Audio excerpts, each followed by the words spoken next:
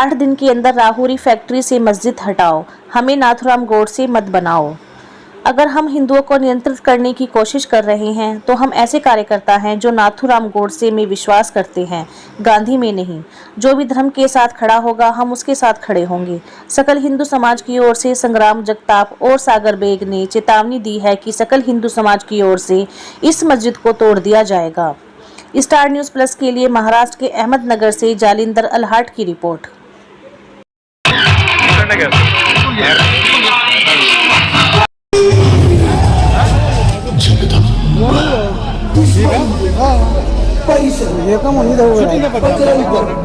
Background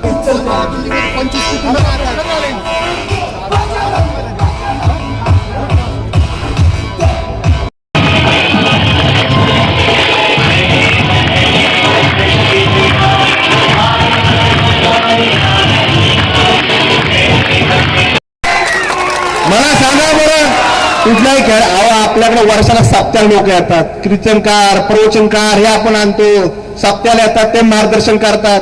आपल्याला परत कोणाची गरज पडत नाही. आपल्याला आई सांगती वाघ हे शिवलिंग आहे, हे प्रभू रामचंद्र आहेत, हे श्रीकृष्ण आहे, हे छत्रपती शिवाजी महाराज आहेत, हे संभाजी महाराज आहेत. आपल्याला नाही कोणाची गरज पडत. यांना पार तुम्हाला सांगतो, वडीलधारी माणूस घरात आला तर त्याला वाकून नमस्कार करायचं काम हे कोण शिकवत असेल ती महिला करत असते. आणि आता सागर भाईंनी सांगितलं की कुठेतरी परराज्यातून परदेशातून लोक या ठिकाणी येतात, इथं धर्म सांगतात. आपल्यामध्ये गरज पडत नाही.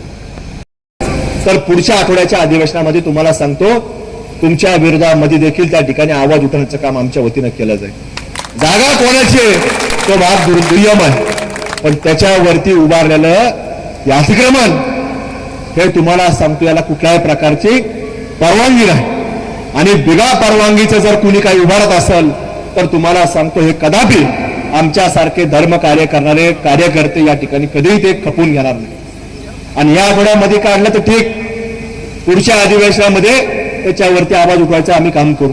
कोणी अधिकारी याच्यावरती काय करत नाही, मग त्या ठिकाणी असणारे सीओ असतील, असणारे पोलीस अधिकारी असतील, या सगळ्यांच्या बाबतीमध्ये तुम्हाला सांगतो, या राज्याचे मुख्यमंत्री देवेंद्र फडणवीस साहेब असतील, राज्याचे लोकप्रिय उपमुख्यमंत्री अजितदादा असतील, किंवा दुसरे उपमुख्यमंत्री एकनाथ शिंदे साहेब असतील, या सर्वांकडे आम्ही सांगू की जर एवढ्या हजारोच्या संख्येने लोक जमा होत असतील, यांना त्रास असल्याशिवाय कुणी जमा व्हायला मोकळं नाही. इथं काय